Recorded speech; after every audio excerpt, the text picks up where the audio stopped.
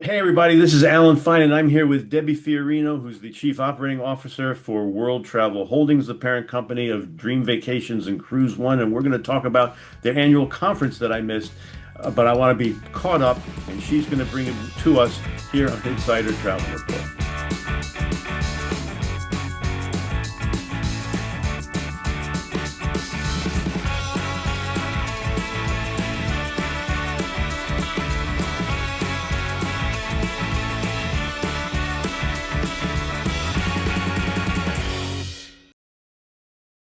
Debbie, thank you for talking to us.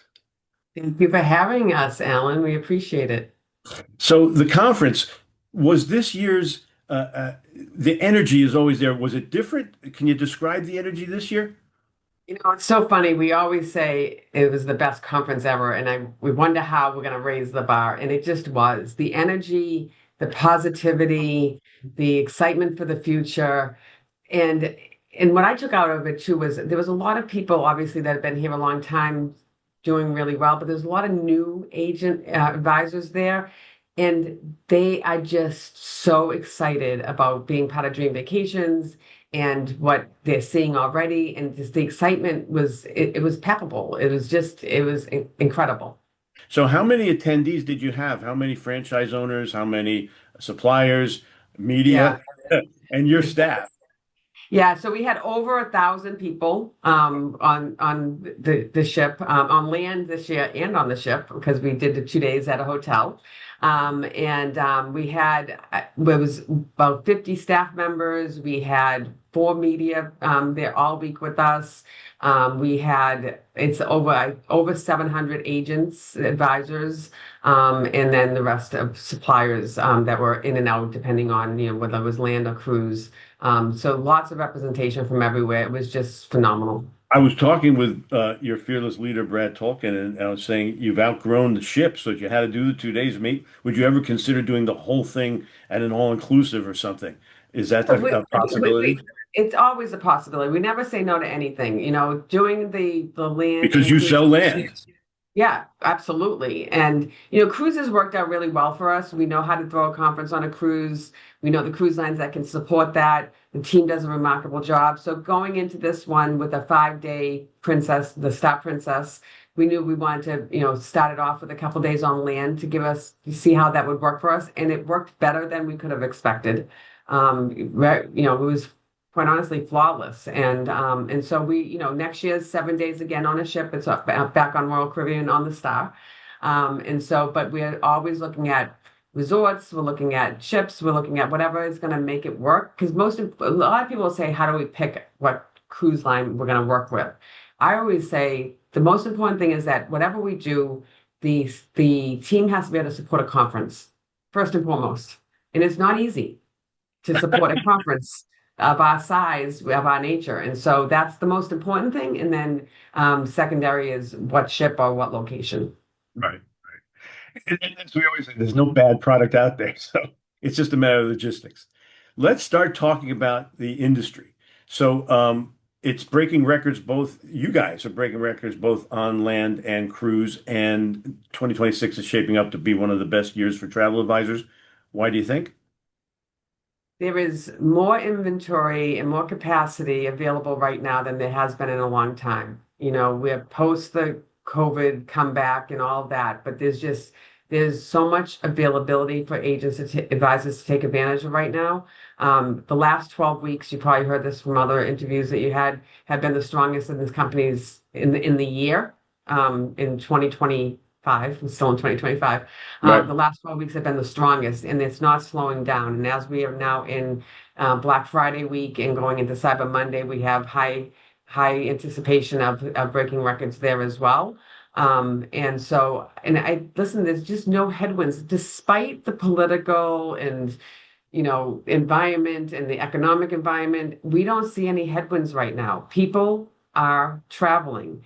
And if the pricing is right and if the opportunity is right, they are going to take that opportunity. And what advisors need to recognize is that it is now that they have to make sure they're reaching out to their customers to say, are you ready for this trip? Because they are booking. They are Well, booking. it's interesting. They don't necessarily have more money, but they have prioritized travel since COVID is so much more important to them, and that creates the opportunity, I guess. Absolutely. They might not buy the new car, they might not buy the new house, but they're still prioritizing the trips. And they're doing more than one trip a year. They're just taking advantage of the opportunities. And the cruise lines specifically, obviously land as well, but the cruise lines have put a lot of short product out there, so it allows people to take multiple trips a year and test out different things. With Um, new equipment. It's not old equipment on those right, short trips. right. Absolutely. Okay. Absolutely. So now you guys announced that your goal is $1 billion for Yep. 2026. And so what do you think is the biggest driver that will help the network reach that number? You know, I think it is taking advantage of our programs, whether they're marketing programs, our technology, our support services, our business development. Take advantage of everything that this franchise has to offer. Our theme was thrive, but I talked a lot about mindset. And it really comes down, you can have all the great technology, all the great marketing programs, and we do. But there's a big difference between those who are thriving and succeeding and those who are stuck where they are. And it's not that they don't have access to the same things, they do.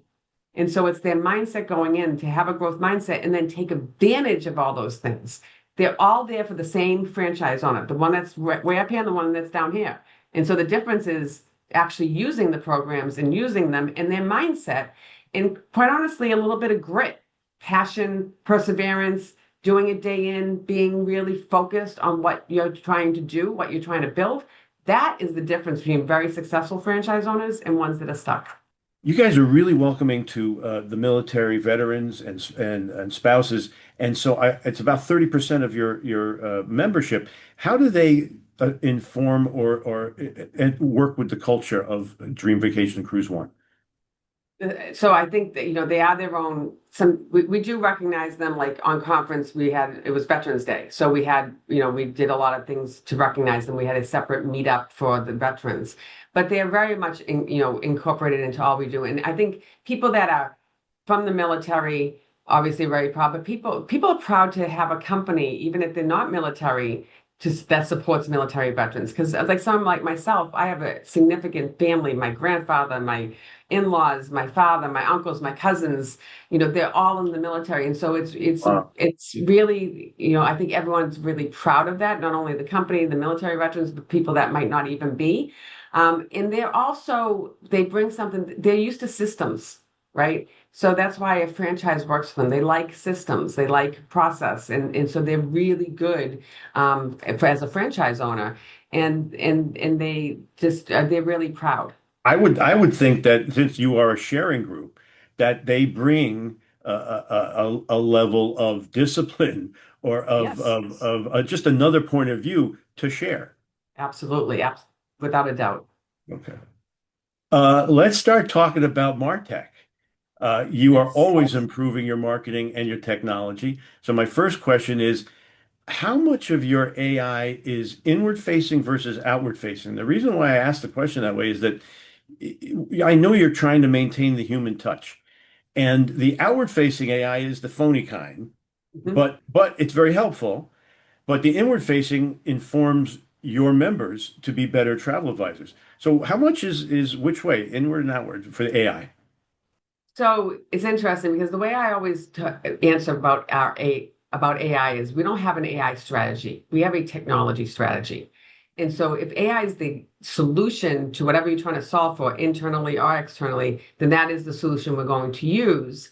But first, we're going to look at what are we trying to solve for and then understand what the right strategy is. But you're right in terms of AI, you have to be really careful. You want to make sure that you're using it in a way that is going to be helpful, whether it is to the customer or to the advisor. Well, obviously, we look to see what programs and things we can do to help our advisors be more efficient, to get more done, to not do the work that they don't need to do because we have all this great technology out there now that can help solve it for them. Hmm. Um, and then we look at where it's going to help for the customer. I believe customers are going back specifically in our industry, and I'm sure it's true in other industries, back to agents more because they don't know what's real and what's not real. I said this on stage, like I like watching reels on Facebook and I like watching like animals, cute animals. And now I don't know if it's a real animal or not. It's I know. disappointing, right? I You know. don't know. And so, I also showed some rooms, like, like a room with a view. Is that an AI, an AI created room with a view, or is it the real room with a view? So, just like when customers were starting to use the internet to do searching and to find out about resorts and cruises, they're still going to do that with AI, but they're going to go back to an agent to confirm that this is the place that they want to go to. Is this a real picture? Have you been there? Is this fake? Is it real? And they have to lean into that because it is happening. And it's going to be a long time before there's regulation around AI to make sure that consumers know what's real and what's not real. Um, but make no mistake, agents need to be using artificial intelligence in their lives, in their personal lives, in their work lives. They need to be experimenting with it. They need to be trying things, but they need to be careful. And as a company, we're going to make sure that the tools that we believe are best for them will be implemented on their behalf to help them be more efficient. Got it. Now, you guys have updated your website and content strategy and have 50% increase in traffic, which is great. So what does that tell you about today's consumers and how will advisors benefit from this web growth? So I think what it tells us about consumers is again, they want to shop online. They want to look. They want to be at midnight with their laptop in front of the TV watching Netflix. Not that I do any of that. But we all do it, right? So I want to be able to look around. I want to get some ideas. I want to show my husband. I want to do this. So you have to have a great website, which with the release of the new homepages, is what we have, but then they want to call you to talk about shopping, to talk about booking. And what we did with the home pages was we also made it so that not only obviously the look and feel, the frictionless experience for the consumer, but also gave our advisors the ability to actually show what they want to focus on. So if I'm more luxury, I can focus more on luxury. If I'm more land, I can focus more on land. Because our agents are all different. So we have to give the franchise in a box, but also enough flexibility so that they can say who they are. Got it. And as you say, the tools can be personalized. Which of the new MarTech tools do you think will have the biggest impact on advisor-client relationships in 2026?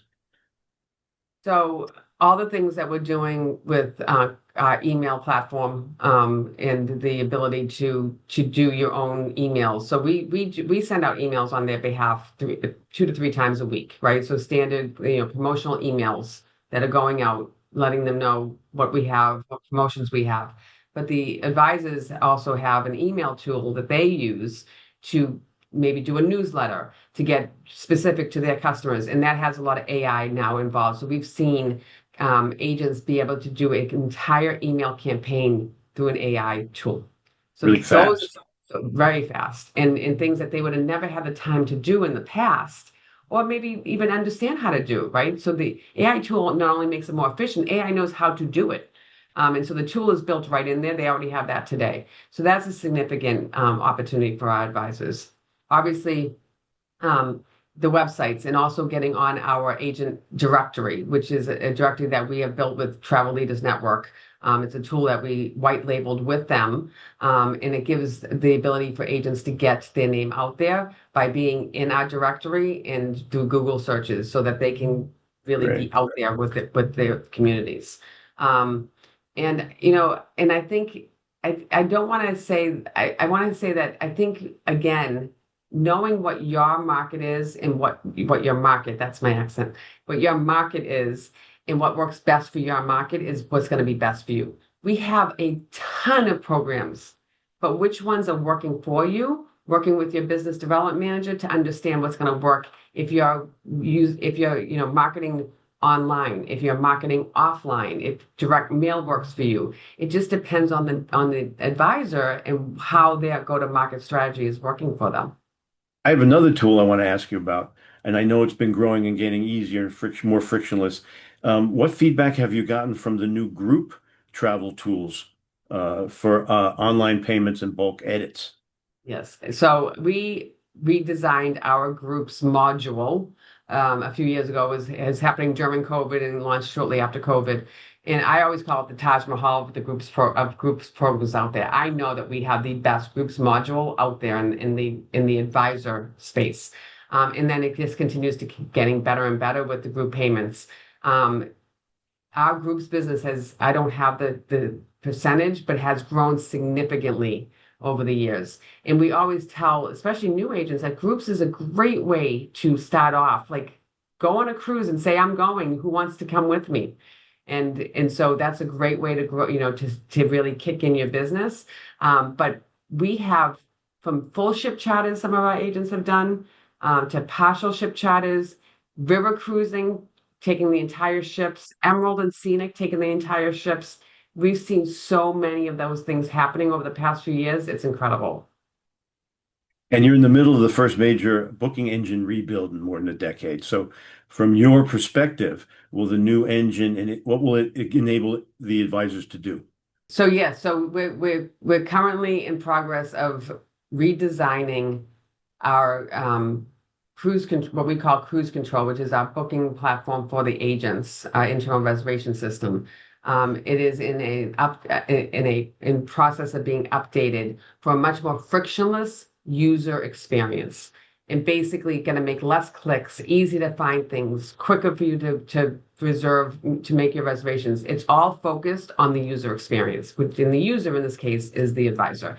And it was also built with agents. So we have an IT committee that works with our IT team because we don't know, they know best. And so what's going to work best for you? And that's how we're designing it.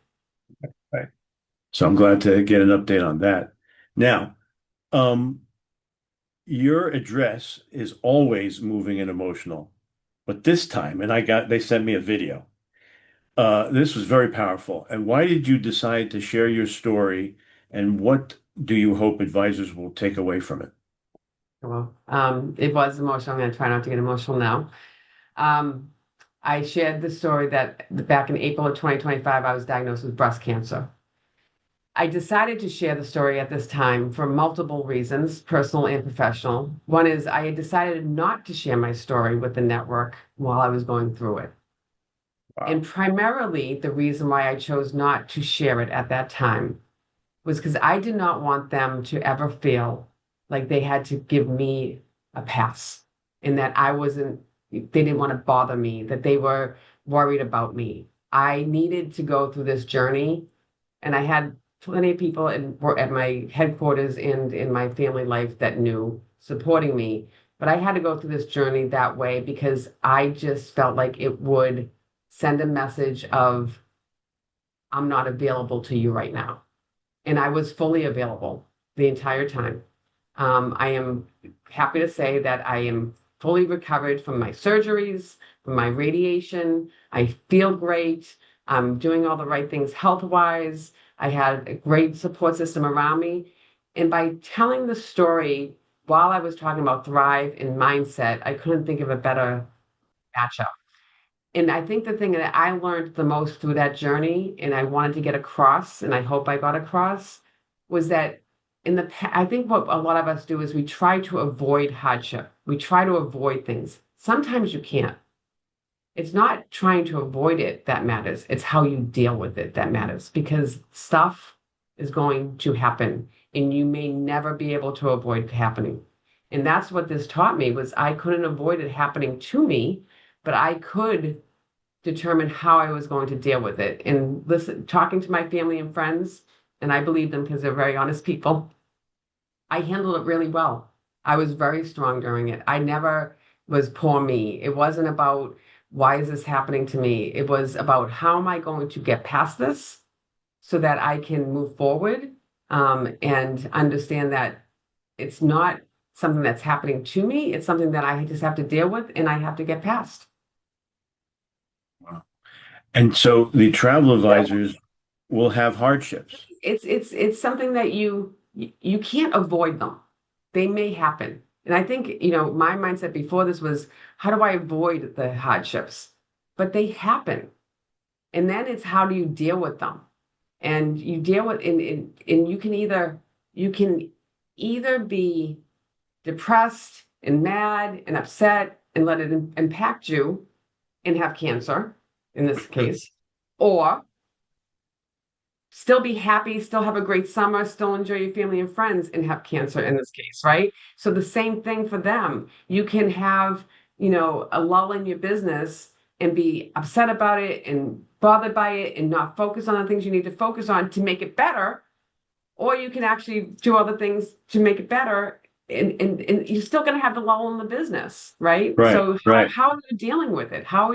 What's your mindset when in dealing with it? And the other thing that you teach is that everyone is encouraged to have fun because joy leads to fulfillment and success. And so even during hardships, that is important. Absolutely. You have to enjoy your life because it's still going to be there. And so your choice is to be unhappy or happy or have fun or not have fun. I'm going to choose those things every time. The thing that's going to happen is still going to be there. And since that's all about, I mean, it's a good segue. I want to go into forward thinking. Let's talk about the role of the advisor in 2026 with pricing normalizing, inventory expanding, AI accelerating, consumer demand rising. What role do you see travel advisors playing in shaping 2026?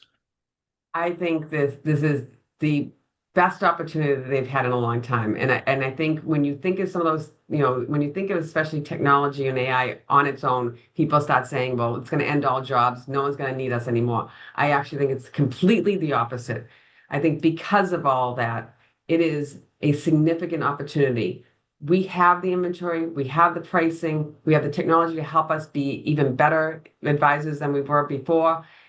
Consumers have more access to information so that they can be well educated. It is a perfect storm of things coming together. And I don't, whether people believe that or not, I can tell you this. The last 12 weeks in this company has never been stronger this year. That's the proof. So people can tell you what they want to tell you, but when I'm telling you that we have never seen booking numbers like this all year, despite the fact that AI is out there, despite all the political stuff that's going on, the economic stuff that's going on. So to us, that just shows that it's going to continue. That's where we're leading into 2026, and nothing changes dramatically in 2026. It's just the calendar. So this Right. momentum is just going to, we see it continuing, and we understand the environment we're in. Change is hard for people, but we have to change with the times and take advantage of them. If we do, then this will continue. And that's what advisors have to do. That's great. Now, your theme was thrive. You made a commitment to thrive, not just survive. Is that the one message you want most that every Dream Vacations and Cruise One advisor carries with them into the next year to come? Yes, I think, certainly we think a lot about our themes, and thrive is what we want them to think about. I would add in from me personally to them, it's about your mindset. It is about your mindset. You can be in a fixed mindset and nothing's going to change because you don't believe nothing can change, or you can be in a growth mindset and understand that it has nothing to do with innate talent. It is all about grit and putting the work in and having the mindset that I can do this and I can be successful. Go use our tools and resources. And I promise you, we have plenty of people that have been successful. And the only difference between them and you potentially right now is actually doing the work to get there. I am sorry I missed the conference, but I'm mostly sorry I missed getting my hug from you that I get every year. Virtual So hugs. thank you. Thank you for talking to us. Good luck in the coming year, and I hope to see you soon. Thank you, Alan. This is Alan Fine for Insider Travel Report.